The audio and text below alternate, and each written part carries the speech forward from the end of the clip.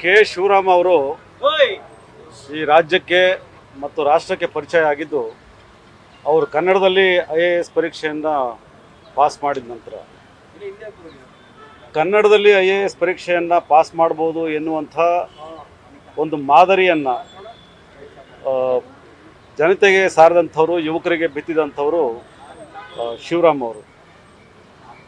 ಅವರ ಜನಪರವಾದಂಥ ಧೋರಣೆ ಮತ್ತು ಅವರು ಸಾರ್ವಜನಿಕರೊಂದಿಗೆ, ಯುವಕರೊಂದಿಗೆ ಬೆರೀತಾ ಇದ್ದಂಥದ್ದು ಆ ಕಾಲದಲ್ಲಿ 80ರ ದಶಕದಲ್ಲಿ ಬಹುಶಃ ನಮ್ಮ ಕನ್ನಡಿಗ ಯುವಕರು UPSC ಪರೀಕ್ಷೆಗಳನ್ನು ಮತ್ತು KPSC ಪರೀಕ್ಷೆಗಳನ್ನು ಬರೀಲಿಕ್ಕೆ ಅವರು ಬಹಳ ಸ್ಫೂರ್ತಿಯಾದರು ಎನ್ನುವಂಥದ್ದು ನಾವಿವತ್ತು ಸ್ಮರಣೆ ಮಾಡಬೇಕಾಗಿರ್ತಕ್ಕಂಥದ್ದು.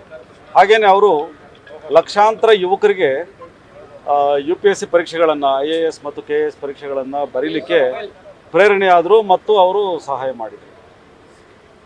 ಅದರ ಜೊತೆಗೆ ಅವರು ಆಡಳಿತವನ್ನು ಧ್ವನಿ ದಮನಿತರ ಬಾಗಿಲಿಗೆ, ದಮನಿತರಿಗೆ ಹೇಗೆ ತೆಗೆದುಕೊಂಡು ಹೋಗಬೇಕು ಎನ್ನುವಂಥದ್ದನ್ನು IAS ಅಧಿಕಾರಿ, ಪಂಚಾಯತ್ ಮುಖ್ಯ ಕಾರ್ಯನಿರ್ವಹಣಾಧಿಕಾರಿಯಾಗಿ, ಆಹಾರ ಆಯುಕ್ತರಾಗಿ ಬೇರೆ ಬೇರೆ ಹುದ್ದೆಗಳಲ್ಲಿ ಕೆಲಸ ಮಾಡಿ ಧ್ವನಿ ಇಲ್ಲದವರಿಗೆ ಮತ್ತು ಕಡೆಗಣಿತವಾಗಿರ್ತಕ್ಕಂಥ ವರ್ಗಗಳಿಗೆ, ಜನರಿಗೆ ಹೇಗೆ ಮುಟ್ಟಿಸ್ಬೋದು ಎನ್ನುವಂಥದ್ದನ್ನು ಅವರು ತೋರಿಸ್ಕೊಟ್ರು. ಶಿವರಾಮ ಅವರಿಗೆ ಯಾರಾದರೂ ಒಬ್ಬ ಬಡವ ಅಥವಾ ಶಕ್ತಿ ಇಲ್ಲದೆ ಇದ್ದಂಥವನು ಫೋನ್ ಮಾಡ್ತಾನೆ ಅಂತ ಹೇಳಿದರೆ, ಅವ್ರ ಹತ್ರ ಬರ್ತಾನೆ ಅಂತ ಹೇಳಿದರೆ ಅಷ್ಟರ ಮಟ್ಟಿಗೆ ಅವ್ರಿಗೆ ನ್ಯಾಯ ಸಿಗ್ತಾ ಇತ್ತು ಎನ್ನುವಂಥದ್ದು. ಹಾಗಾಗಿ ಸುಮಾರು 4 ದಶಕಗಳ ಕಾಲ ಅವರು ಆಡಳಿತದ ಚುಕ್ಕಾಣಿಯ ಹಿಡಿದು ಮತ್ತು ಸಾಮಾಜಿಕ ಹೋರಾಟದ ಚುಕ್ಕಾಣಿ ಹಿಡಿದು ಈ ರಾಜ್ಯದಲ್ಲಿ ದೊಡ್ಡ ಶಕ್ತಿಯನ್ನು ತುಂಬಿದ್ದಾರೆ. ಅವರನ್ನು ಕೆ ಶಿವರಾಮ್ ಅಂತ ಹೇಳಿದ್ರೆ ಕ್ರಾಂತಿಕಾರಿ ಇಲ್ಲ, ಅವ್ರದ್ದು ವೈದ್ಯರು ಯಾರನ್ನು ಕೂಡ ಇವತ್ತು ಒಳಗಡೆ ಬಿಡ್ತಾ ಇಲ್ಲ. ಸ್ಥಿತಿ ಭಾಳ ಗಂಭೀರವಾಗಿದೆ ಅಂತ ಹೇಳಿ ವೈದ್ಯರು ಹೇಳ್ತಾ ಇದ್ದಾರೆ. ಚಿಕಿತ್ಸೆ ಮುಂದುವರಿಸ್ತಿದ್ದೇವೆ ಅಂತ ಹೇಳಿ ಹೇಳ್ತಿದ್ದಾರೆ.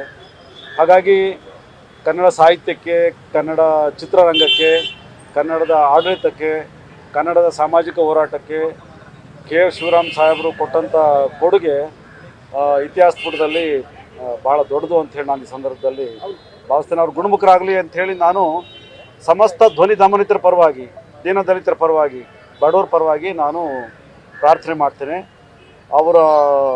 ಅವರಲ್ಲಿರ್ತಕ್ಕಂಥ ಆ ಬಡತನದ ಚೈತನ್ಯ ಏನಿದೆ, ಬಡತನದ ಜ್ಯೋತಿ ಅವರನ್ನು ಬದುಕಿಸಲಿ ಅಂತೇಳಿ ನಾನು ಪ್ರಾರ್ಥನೆ ಮಾಡ್ತೇನೆ. ನ್ಯೂಸ್ ಫಸ್ಟ್, ನಿರ್ಭೀತಿಯಿಂದ ನಿಮ್ಮ ಪರವಾಗಿ.